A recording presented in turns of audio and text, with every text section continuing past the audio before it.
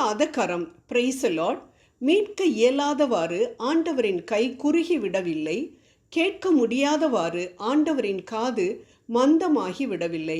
ஏசாயா 59:1. ஆண்டவருடைய கரம் பலமுள்ள கரம், வல்லமையுள்ள கரம். அது மட்டுமல்ல, கடைசி வரை நம்மை தாங்குகிற கரம். உன்னை என் உள்ளம் கைகளில் வரைந்து வைத்திருக்கிறேன் என்று சொல்லக்கூடிய ஆண்டவர் தம்முடைய வாக்கினால் சொன்னதை தம்முடைய கரத்தினால் நிறைவேற்ற வல்லவர் என்று 1 அரசர்கள் 8:15 நாம் வாசிக்கின்றோம். ஆம், நம்மை வரைந்திருக்கிற அவருடைய பலத்த கரம் நம்மை கடைசி வரை வழிநடத்த வல்லமையுள்ளது. ஒரு முறை ஒரு பக்தியுள்ள இராணுவ அதிகாரி தன் மனைவியோடு கடலில் பிரயாணம் பண்ணி கொண்டிருந்தார். எதிர்பாராத விதமாய் கடலில் கொந்தளிப்பு ஏற்பட்டு உயிருக்கு ஆபத்தான நிலைமை வந்தது.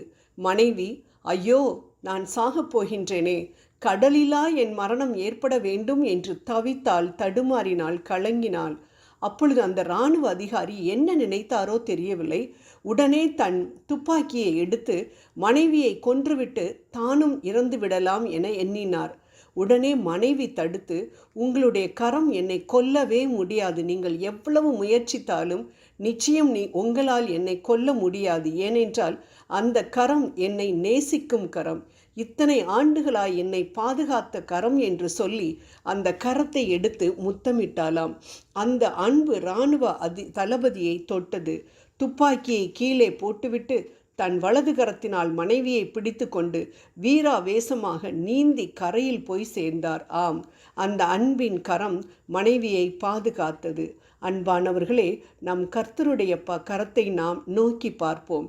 அந்த கரம் ஒருபோதும் நமக்கு தீமை செய்யவே முடியாது. அந்த கரம்தான் இஸ்ரவேல் ஜனங்களை எகிப்தியரின் அடிமைத்தனத்திலிருந்து விலக்கி மீட்டது. ஓங்கிய புயமும் உயர்ந்த கோலும் இஸ்ரவேலருக்கு ஆதரவாய் இருந்ததினாலே செங்கடல் 2ஆய் பிரிந்தது. ஆண்டவருடைய பலமுள்ள கரம் இஸ்ரவேலரை எந்த சேதமும் அணுகாதபடி பாதுகாத்தது. சங்கீதக்காரன் சொல்லுகிறார், உம்முடைய கரம் பராக்கிரமம் உள்ளது, உம்முடைய வலது கரம் உன்னதமானது என்று. சங்கீதம் திருப்பாடல்கள் 89:13. ஆண்டவருடைய கரம் ஒருபோதும் நமக்கு தீமை செய்யாத கரம். நம்மேல் அன்பு வைத்ததினால் அல்லவா அந்த கரம் சிலுவையிலே நீட்டப்பட்டது. ஆணிகள் கடாவப்பட அவர் மகிழ்ச்சியோடு தன் கரத்தை ஒப்பு கொடுத்தார். அந்த கரத்தை நம் பக்கமாய் நீட்டி, என் உள்ளம் கைகளில் உன்னை வரைந்திருக்கிறேன், உன் மதில்கள் எப்பொழுதும் என் முன் இருக்கின்றது, ஏசாயா 49:16 என்று சொல்லுகிறார். அந்த கரம் ஒருபோதும் நம்மை மறப்பதில்லை. தாவீது சொல்கிறார், அவரே நம் கடவுள், நாமோ அவரது மேய்ச்சலின் மக்கள், நாம் அவர் பேணி காக்கும் ஆடுகள். இன்று நீங்கள் அவரது குரலுக்கு செவி கொடுத்தால் எத்துணை நலம். திருப்பாடல் 95:7. ஆடு தன் மேய்ப்பனின் குரலுக்கு செவி சாய்த்தால்தான் தன்னை தாக்க வரும் விலங்குகளிடமிருந்து தப்பித்து கொள்ள முடியும். அதே போல்தான் நாமும் ஆண்டவரின் கட்டளைகளுக்கு கீழ்ப்படியாமல் நமது இஷ்டம் போல் வாழ்ந்தோம் என்றால் கெட்சிக்கிற சிங்கம் போல எவனை விழுங்கலாம் என சுற்றி திரிகிற சாத்தானின் பிடியில் சிக்காமல் தப்பித்து கொள்ள முடியும்.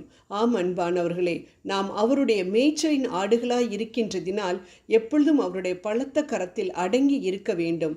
அப்பொழுதுதான் நாம் தப்புவிக்கப்பட முடியும் என்பதை விவிலியத்தில் அநேக இடங்களில் நாம் பார்க்கின்றோம்.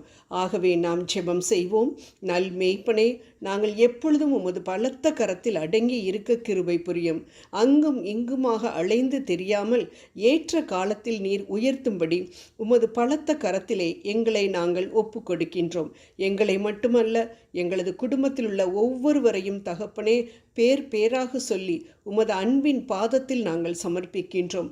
நாங்கள் ஒருவரும் உம்மை விட்டு பிரிந்து போய்விடாதபடிக்கு நீர் காட்டக்கூடிய பாதையில் மட்டும் நாங்கள் நடந்து உமக்கு மகிமை தரக்கூடியவர்களாக நாங்கள் மாற எங்கள் ஒவ்வொருவரையும் நீர்தாமே தகப்பனே கண்ணோக்கி பார்க்க வேண்டும் என்று உம்மை மன்றாடுகின்றோம். ஆமேன்.